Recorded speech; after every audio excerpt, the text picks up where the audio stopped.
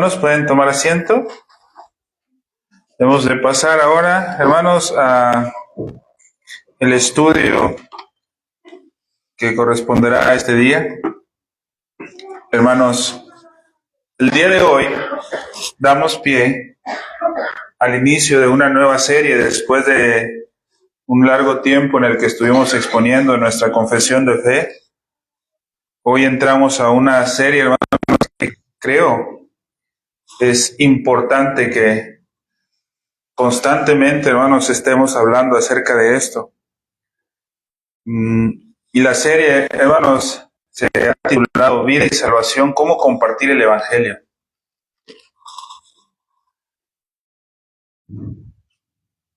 Hermanos, yo creo que todos, de una o de otra manera, hemos estado en la posición de tener la oportunidad y en otros casos la necesidad imperante dentro de nosotros de compartir el mensaje de la salvación a otros. Hermanos, y ojo, creo, hermanos, que es correcto que al nosotros ver a alguien y hablarle de las cosas de Dios, hermanos, lo primero que muchas veces se nos ocurre es invitarlo a la iglesia y está muy bien, hermanos. Es muy correcto. Pero hermanos, ¿cuántas veces siendo hijos de Dios, nuestra invitación a la iglesia es porque no sabemos compartir el Evangelio? Y pues allá en la iglesia pues ya se encargará el pastor de compartirles, ¿verdad? Y digo, hermanos, es muy bueno, hermanos, invitar a que vengan y se congreguen, hermanos. Al final de cuentas es parte del trabajo, hermanos. Pero como miembros de una iglesia, tenemos que estar todos, absolutamente todos, hermanos. No solamente los ministros, no solamente los varones. Todos, absolutamente todos, debemos de estar preparados para compartir el Evangelio. Entonces es por esa razón, hermanos, que el día de hoy vamos a comenzar esta serie y que va a ir acompañada, hermanos, de las actividades mensuales que tenemos de predicación al aire libre. Entonces pudiéramos decir, hermanos, que esta va a ser una serie teórica muy práctica, ¿sí? Necesaria en la práctica, hermanos. Hermanos, hay una idea dentro del ámbito de las iglesias reformadas en la actualidad. Y ojo, hermanos, esta idea que hoy es muy común, no fue común en las iglesias históricas confesionales, hermanos, mucho menos en la primera iglesia, ¿sí? En la iglesia primitiva. Pero hoy ha agarrado mucho arraigo esta idea, y en las que se empezó a practicar, por lo menos en la época confesional o posterior a la época reformada, en las que se empezó a practicar, llegaron a un punto de ser tachados incluso como no hermanos, como no creyentes, como sinagogas de Satanás que habían desviado y que habían cambiado el Evangelio. Y ahorita vamos a ver por qué. Hermanos, todos estamos de acuerdo que el número de creyentes dentro de una iglesia local en realidad no es importante, ¿verdad? Y todos nos acobijamos bajo la idea, es que a quien Dios traiga, pues esos van a estar. Y muchos podríamos pensar, y entonces hay que enfocarnos en trabajar con los que están. Y muchos piensan, y es que ahora vamos a trabajar desde dentro, para fortalecernos desde dentro y luego irnos hacia afuera. El problema con esta idea, hermanos, es, ¿será realmente un patrón bíblico? Muchas veces, hermanos, las iglesias, y lamentablemente, hermanos, es más común de las iglesias que están despertando la sana doctrina, llegan a un punto de ver innecesaria la predicación al aire libre.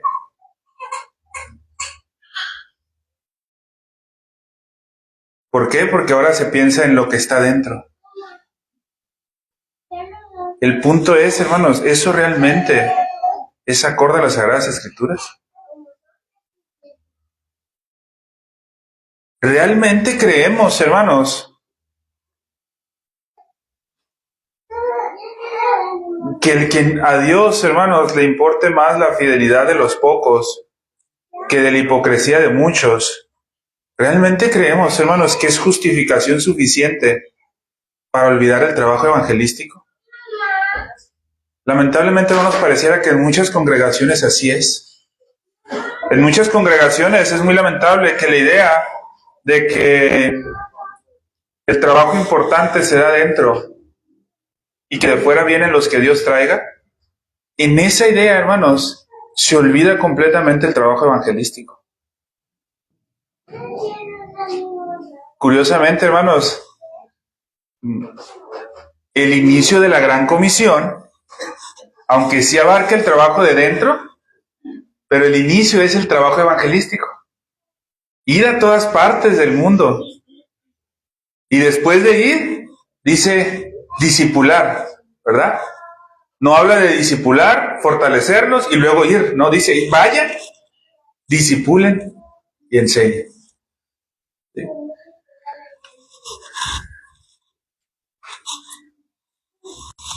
Muchos en afán, hermanos,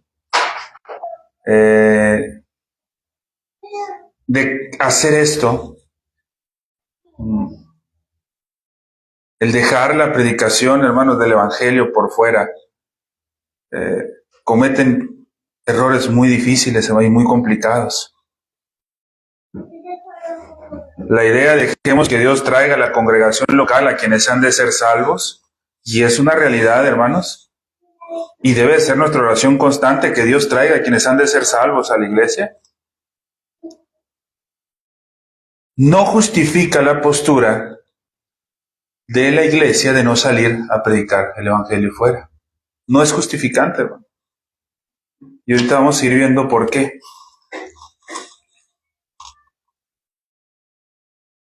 En la actualidad también, hermanos, otra situación muy complicada es de que hay muchos ministros que no se ven predicando fuera del púlpito. Hermanos, el púlpito es un lugar dedicado, hermanos, para predicar la palabra de Dios. Pero el púlpito no es el único lugar. Pareciera, hermanos, que ahora los ministros necesitan el púlpito para predicar.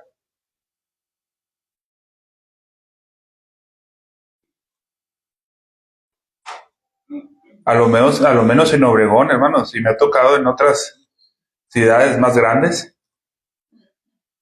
no ves ministros reformados predicando al aire libre. Pero sí ves un montón de hermanos que según a criterio de nosotros no están en la verdad, predicando al aire libre. Si ves a un montón de gente que para nosotros pudieran llegar a ser hasta herejes, visitando casa por casa. Y los que decimos decir tener la verdad, no. Y luego muchas veces justificamos y decimos, es que nuestra iglesia es pequeña, porque nosotros nos enfocamos en trabajar con los poquitos y presentarle calidad al Señor. Oye, espera tantito, pero si la calidad, el compromiso de un creyente tampoco lo va a formar la iglesia, la congregación, también ese mismo crecimiento, ese mismo compromiso lo va a dar Dios.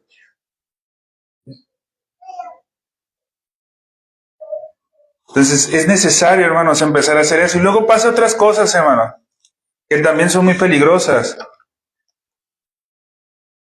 Los ministros muchas veces delegan la predicación al aire libre al mal llamado líder de jóvenes. Y tienen a los jóvenes afuera predicando, cuando quizás muchos, hermano, ni siquiera son salvos y están predicando el Evangelio.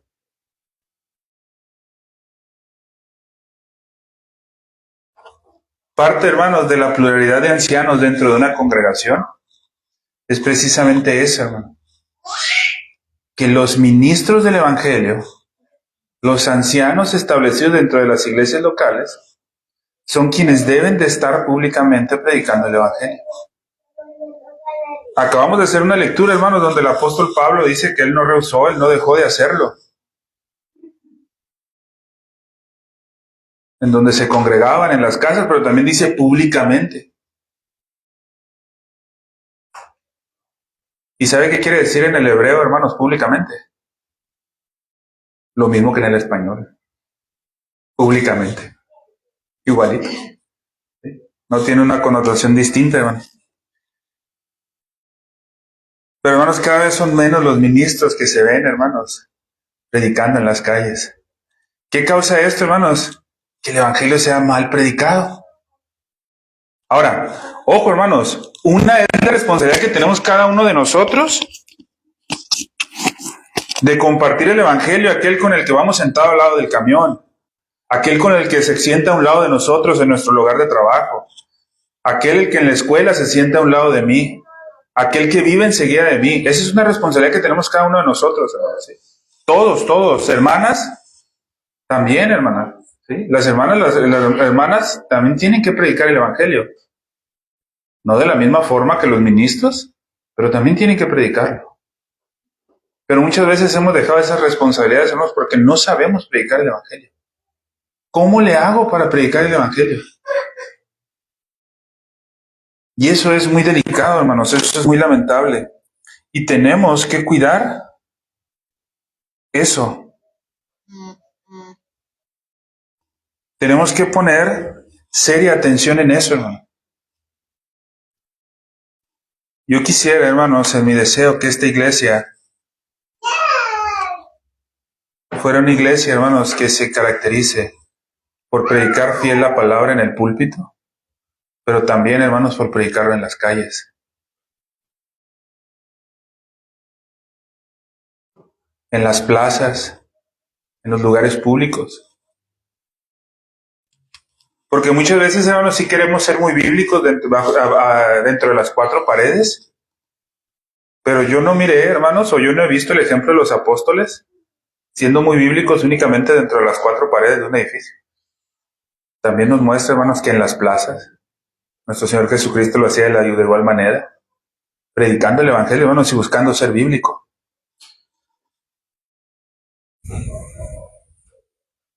El apóstol Pablo deja un mensaje muy claro, hermanos, y me gustaría empezar por aquí, sobre la labor que realizó en Mileto. Misma labor, hermanos, que tendría que ser desarrollada por los ministros en la actualidad en cada ciudad en la que Dios nos ha puesto como servidores de Cristo. Dice, ojo, hermanos, versículo 17 del 20. Enviando pues desde Mileto a Éfeso, hizo llamar a los ancianos de la iglesia. Primero, hermanos, ¿a quién hizo llamar? ¿A la congregación? ¿Verdad que no dice que a la congregación? Dice a los ancianos. Entonces esta invitación iba dirigida a los ancianos. Y cuando vinieron a él, cuando vinieron ¿quiénes, hermanos? Nuevamente, los ancianos. ¿Sí? Vosotros sabéis cómo me he comportado entre vosotros todo el tiempo, desde el primer día que entré en Asia, sirviendo al Señor con toda humildad y con muchas lágrimas y pruebas que me han venido por las acechanzas de los judíos. Y como nada que fuese útil, he rehuido de anunciaros y enseñaros, ¿qué dice, hermanos? Públicamente y por las casas, testificando a judíos y a gentiles acerca del arrepentimiento para con Dios y la fe en nuestro Señor Jesucristo. El apóstol Pablo les estaba enseñando algo a los ancianos de cada una de las iglesias. Vean el testimonio que he estado llevando a cabo y miren cómo ese testimonio se ha visto en la práctica de la predicación casa por casa, en la práctica públicamente y sin duda, como lo hemos visto, hermanos, enseñando también en los templos o en las sinagogas. Y esto se le está diciendo, ojo, hermanos, no a la congregación directamente, primeramente a los ministros.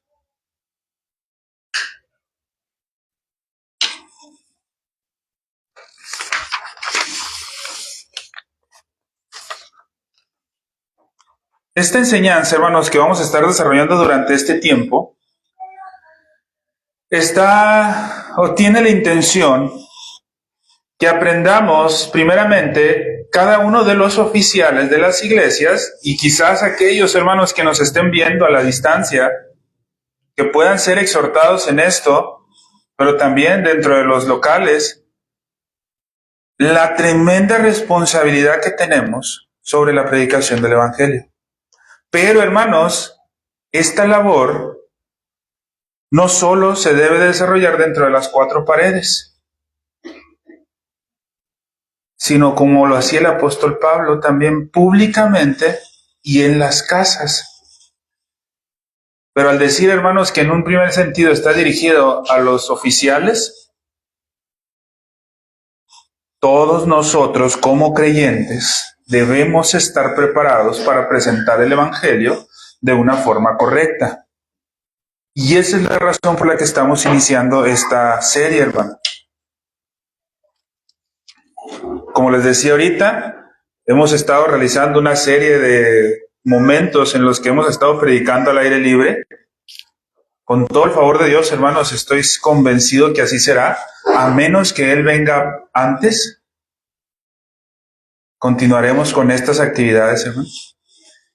Y sería bueno, hermanos, que cuando estemos predicando al aire libre, hago un paréntesis aquí, hermanos, cuando estemos predicando al aire libre, hermanos, no espere, de favor le pido, no espere, hermano, ¿qué hacemos? No, hermano. ¿Sí? Si estamos solos en un lugar, hermanos, predicando, usted no espera que yo le diga, hermano, de aquí nos para allá, de aquí nos para allá. No, hermano, váyase. Y empiece, hermanos, a ver gente, que haya gente afuera. Comparta la palabra, hermanos, comparte un folleto. Si hay la posibilidad, comparte el Evangelio, invítelo a la iglesia. Mientras la exposición de la palabra se está haciendo pública, si hay la oportunidad, invítelo a que escuche la exposición. Pero, hermanos, no nos quedemos viendo. Sí, hermanos, si la predicación en ese momento es de edificación para nuestras vidas, bien, gloria a Dios, hermanos. Pero como iglesia, hermanos, la intención de esas actividades no es que vayamos a escuchar el sermón afuera. Hermanos, lo escuchamos aquí. Afuera es ir, hermanos, ¿sí? Y yo creo, hermanos, que esto que vamos a iniciar el día de hoy nos ayuda a complementar aquello. Espero yo que esta enseñanza también pueda de servir a mis hermanos que son candidatos al ministerio en alguna otra parte, pero también a los miembros de cada iglesia local. Pero para nosotros, les voy a repetir, para nosotros poder predicar el Evangelio de forma correcta, es necesario que nosotros también lo entendamos con una mayor claridad y de esa manera poderlo compartir. Y hay un aspecto, hermanos, algunos aspectos importantes, hermanos, dentro de la predicación del Evangelio que no se pueden dejar por fuera. Y eso es lo que vamos a tratar de ver. El título de esta primera clase, hermanos, es ¿qué tiene que hacer un pecador para ser salvo?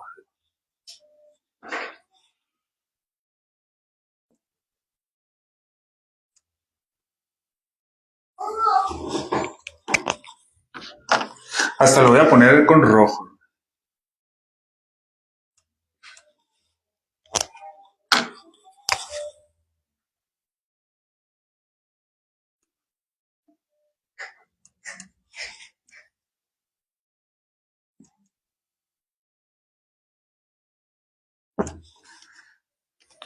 Puse una palabra, hermanos, que considero clave, con rojo, que dice, ¿qué tiene que hacer un pecador para ser salvo? ¿Qué tiene que hacer? A simple vista, hermanos, este título pudiera resultar contradictorio, sobre todo para muchos que en la actualidad están despertando a la doctrina reformada. Pero, hermanos, que muchas veces despiertan por aquello que ven en Internet y no por análisis y estudios serios, hermanos, de las condiciones históricas en las que se desarrolló el trabajar de la iglesia en la época de la Reforma e inclusive en la época antigua. y para muchos pudiera resultar contradictorio. Por eso me gustaría que lo analizáramos con detenimiento, hermano. Mi primera intención, hermanos, no supongo que todo aquel que escuche el mensaje, ya sea en línea o aquí o en este momento, junto con nosotros, y toda la serie que vamos a exponer, no supongo que todos tengan esa necesidad de ser salvos. ¿Por qué, hermanos? Porque seguramente hay muchos que ya son salvos. ¿Sí? Y como bien decía, hermanos, nuestro pastor en la mañana, dudar de nuestra salvación cuando realmente somos salvos es de cuidado, ¿no? Entonces, no estoy exponiendo esta serie y no es la intención y no estoy suponiendo que todos los que la escuchen necesiten ser salvos, porque sabemos que muchos ya lo son. Trataremos de exponerlo de alguna manera, hermanos, de que si alguien lo escucha que no es salvo, se dé cuenta de lo que tiene que hacer para ser salvo. Pero también, hermanos, tiene la intención de que lo escuchen aquellos que son salvos. ¿Por qué, hermanos? Porque aunque estoy seguro que no todos los que van a escuchar este mensaje necesitan ser salvos, porque ya lo son, sí estoy completamente seguro, por la palabra de Dios, que a menos de que la persona o el pecador haga lo que la Escritura demanda, si no hace eso, no va a ser salvo. Y ojo, hermanos, vuelvo a repetir. Hacer.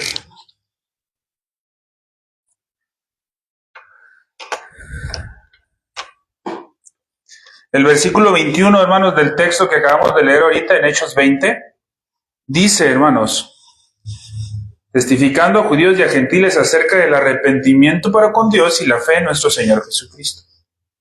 Ya vimos algo de esto, hermanos, cuando expusimos el arrepentimiento para vida y salvación en nuestra confesión de fe. Vimos algo, pero hoy, hermanos, quisiera que en esta serie lo enfocamos más en un contexto evangelístico y cómo pudiéramos transmitirlo.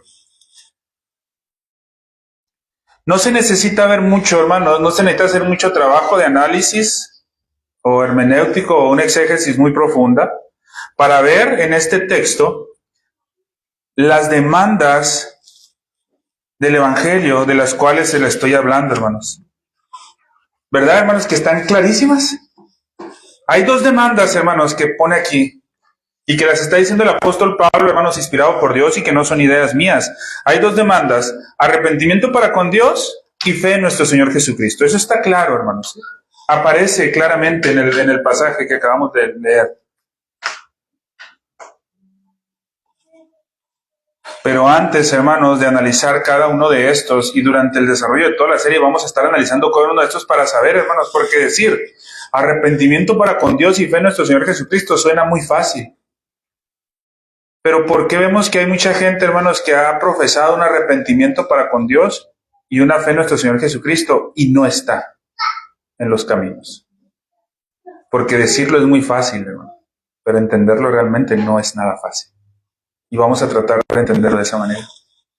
Sin embargo, antes de analizar estos y presentarla y ver la forma de presentarlos, me gustaría ver algunos asuntos previos con usted para evitar cualquier tipo de confusión que esto pueda causar. Cuando hablo de la palabra ser, no quisiera, hermanos, por nada que fuera malentendida. Y les pido que pongamos mucha atención en esta parte, hermanos, que es importante para iniciar. Primero, hermanos,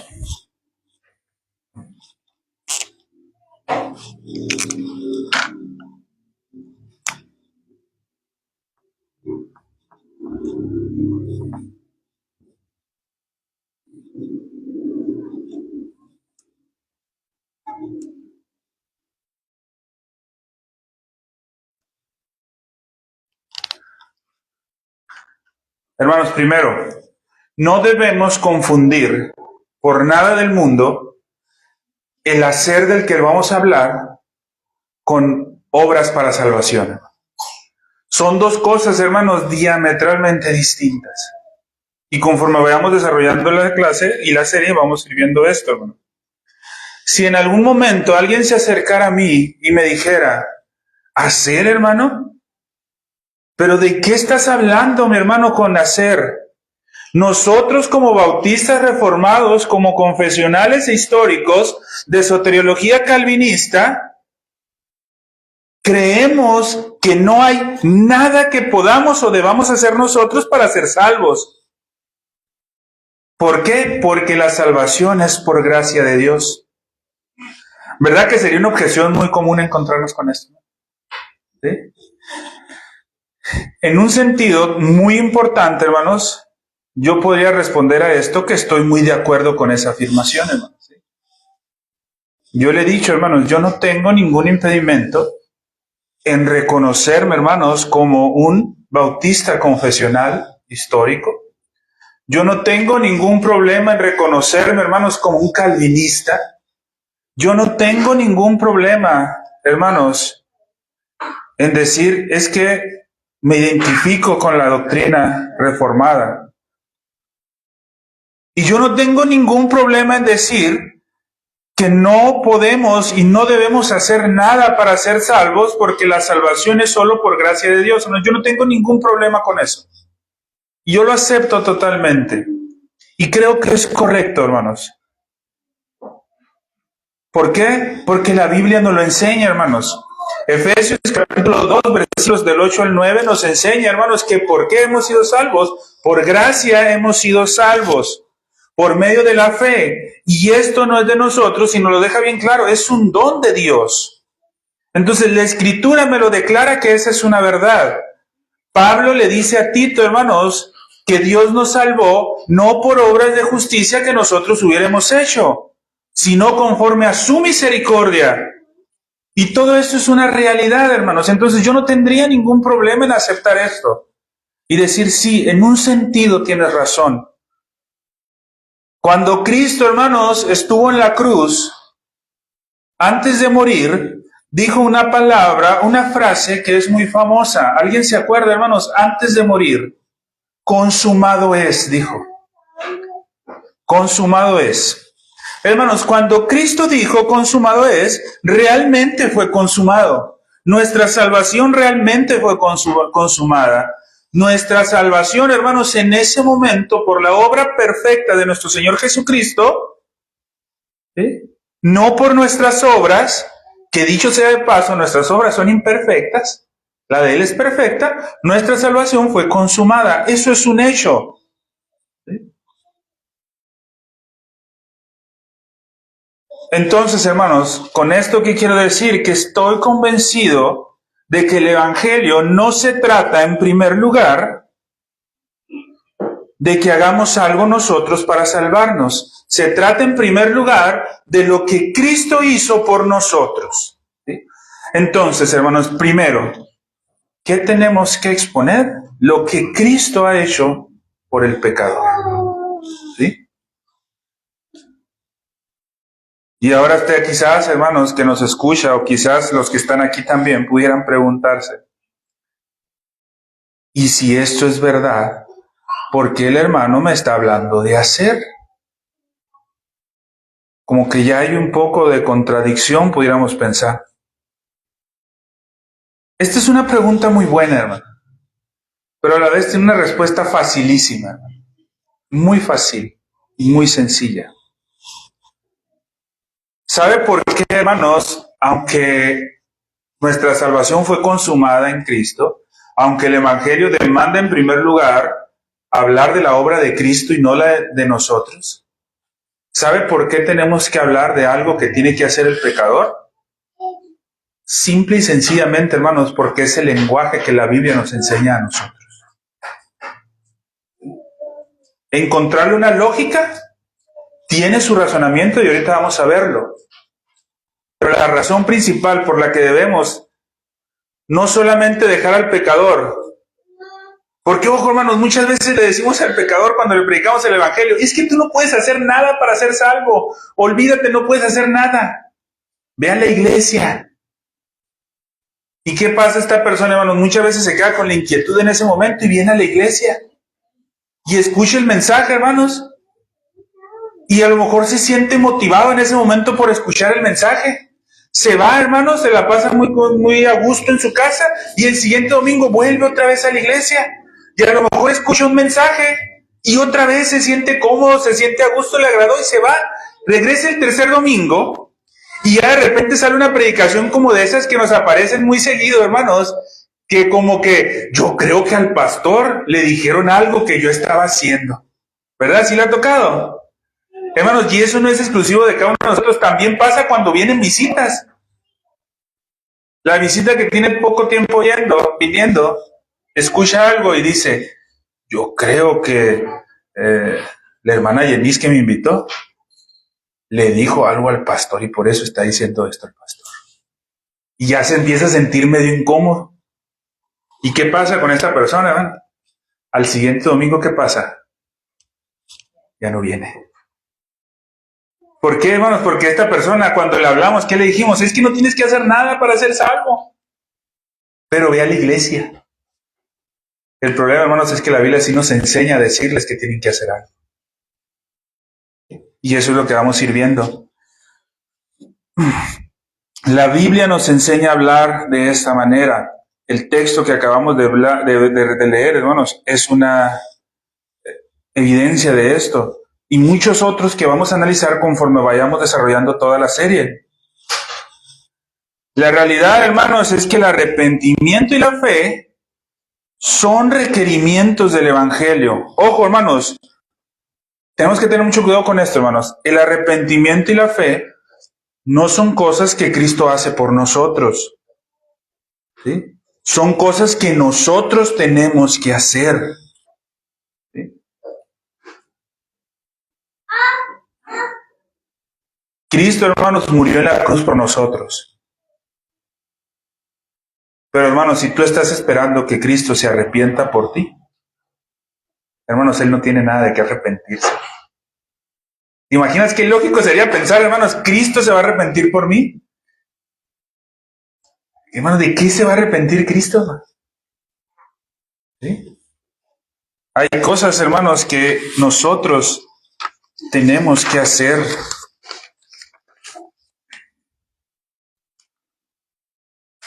Entonces, hermanos, resumiendo un poco, es un hecho que nuestra salvación fue consumada en Cristo. Y es un hecho, hermanos, que no nos salvó por obras de justicia que nosotros hubiéramos hecho. Sin embargo, la realidad es que hay actividades o hay cosas que el Evangelio requiere de nosotros sí o sí. No hablar de esto, hermanos, de estas cosas, sería oscurecer el Evangelio.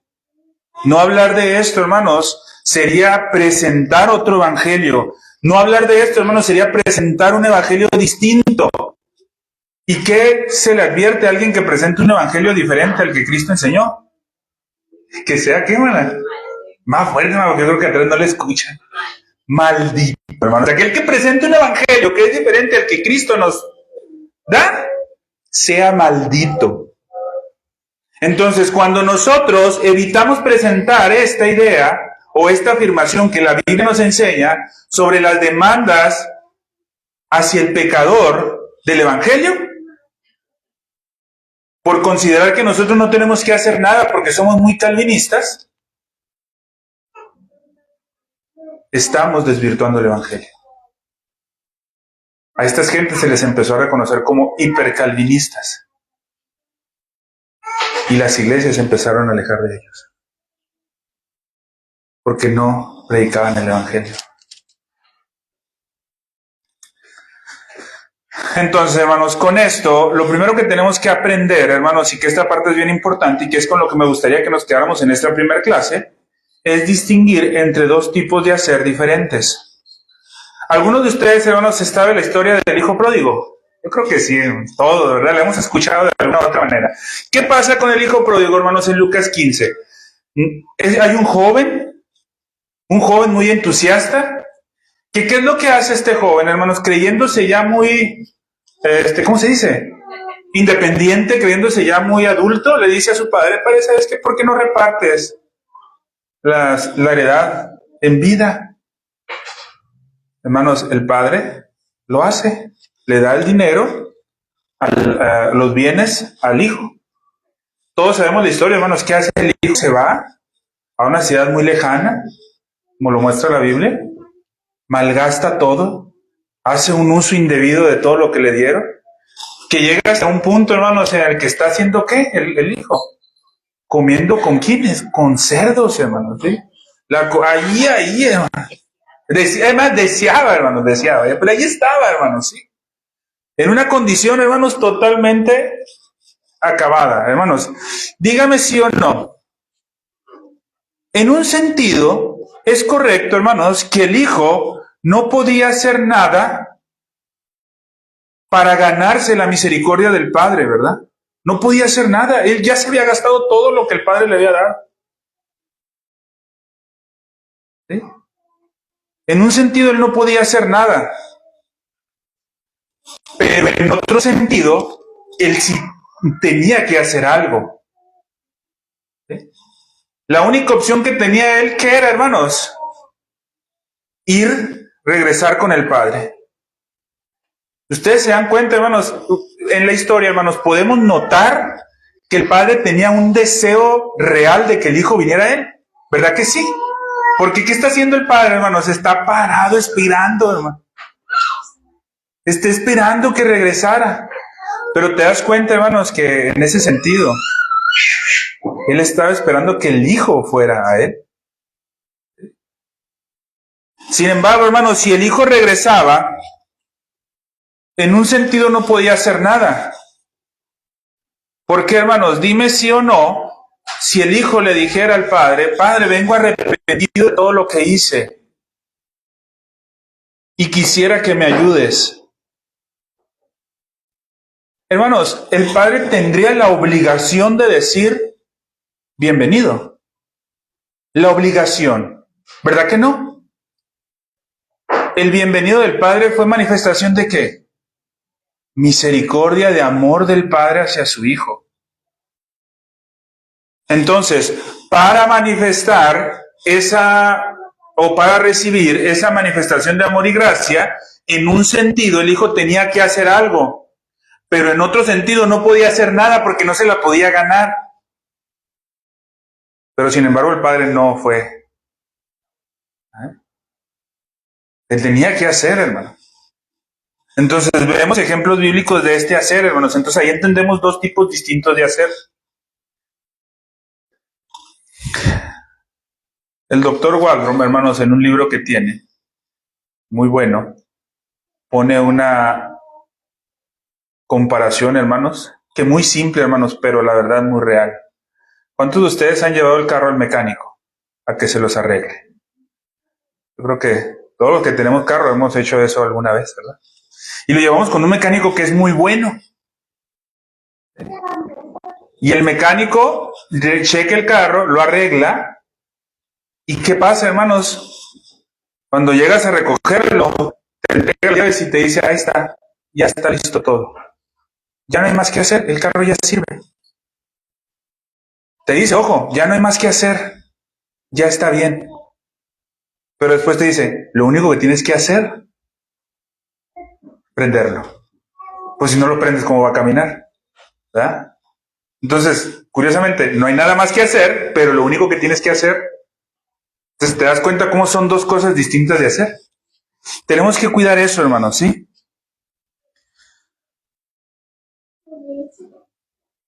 Hay dos tipos de hacer.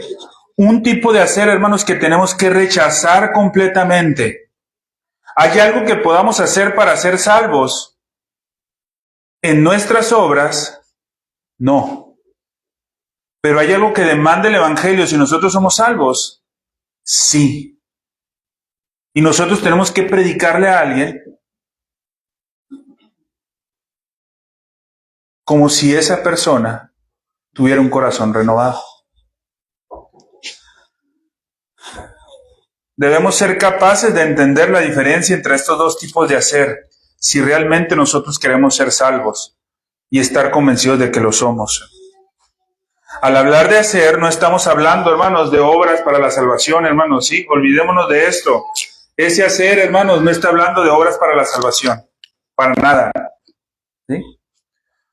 Mucho menos habla de una acción que realicemos que merezca la salvación.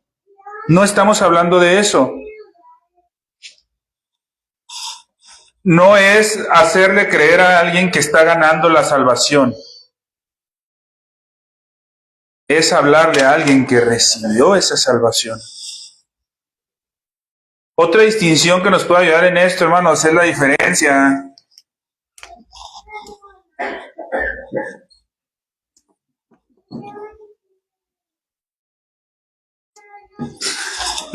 entre la ley y el evangelio. ¿Sí? La ley, hermanos, demanda una obediencia perfecta y perpetua para obtener su aprobación y para que no sea condenado a la ira eterna el hombre. ¿Sí? Entonces, la ley demanda algo, una obediencia perfecta. Si bien es cierto, hermanos, nosotros no somos salvos por la ley, pero alguien tuvo que cumplir esa ley. Alguien tuvo que cumplir la demanda de esa ley. Nosotros no pudimos y ganamos la ira de Dios, pero tuvo que venir alguien y cumplirla. Una obediencia perfecta y perpetua. Y fue nuestro Señor Jesucristo. En un sentido, hermanos, el Evangelio, ¿sí? Estamos convencidos de que no requiere lo mismo que la ley. ¿Ve? ¿Estamos de acuerdo? No requiere lo mismo. ¿Sí? Pero el Evangelio, hermanos, solamente nos requiere arrepentimiento.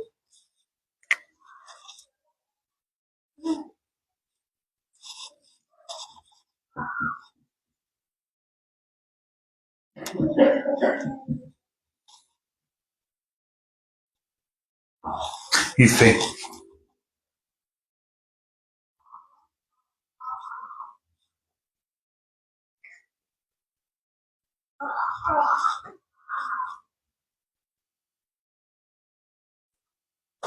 Entonces tenemos, hermanos, que la ley requiere de nosotros obediencia perfecta y perpetua.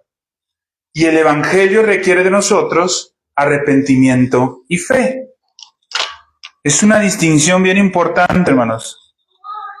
Los cristianos fieles siempre han insistido que la salvación, en un sentido, es pasiva.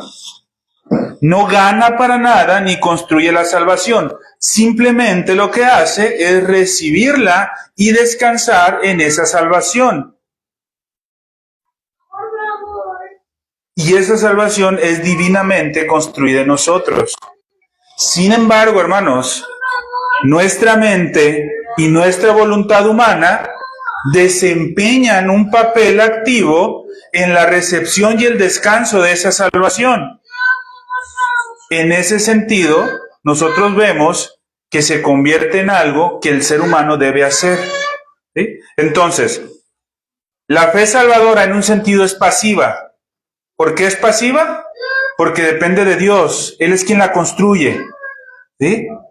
Pero en nuestra mente y en el ejercicio de nuestra voluntad, desempeña un papel activo en la recepción y en el descanso de nosotros en esa salvación. Y ahí se convierte en algo que nosotros tenemos que hacer.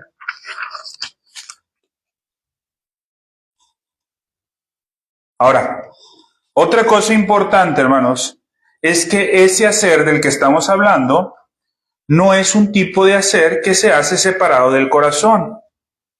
Es un hacer que descansa y que se hace desde el corazón. Tanto el arrepentimiento, mis hermanos, como la fe son actividades del corazón. No son rutinas mecánicas. Son actividades que van a involucrar todo el alma y todo el corazón. ¿Qué me enseña esto, hermano? Que este arrepentimiento y esta fe no pueden surgir de ninguna manera de corazones que no han sido renovados. El requisito indispensable, ¿sí?, para que el arrepentimiento y la fe se produzcan, tiene que ser que provengan de un corazón renovado. Digo esto, hermanos, porque ¿qué pasa? Hermano, entonces quiere decir que si ahora en adelante, cuando le predicamos a alguien el Evangelio y le invitamos a la iglesia y le decimos que tiene que arrepentirse para con Dios y que tiene que tener fe en nuestro Señor Jesucristo, quiere decir que esta persona ya se va a quedar en la iglesia. No, hermano. También puede pasar lo mismo. También puede pasar lo mismo, hermanos, que a los 2, 3 domingos escuchando el sermón, escuche algo que diga, y y se aleje y ya no venga, hermano. Por otro lado, hermanos, cuando esta fe y este arrepentimiento descansan en un corazón renovado y nacen de un corazón renovado, ¿qué va a pasar, hermanos? Ya no vamos a pensar que el pastor sabe nuestros más ocultos pensamientos y nos está hablando, pegándonos de pedradas a nosotros. No, hermanos, también quizás vamos a pensar y vamos a decir, ¿quién le habrá dicho al pastor que yo he hecho esto? Pero, hermanos, la diferencia es de que va a producir un arrepentimiento en tu vida. Y va a poner una confianza, una fe en nuestro Señor Jesucristo. Esa es la diferencia, ¿no?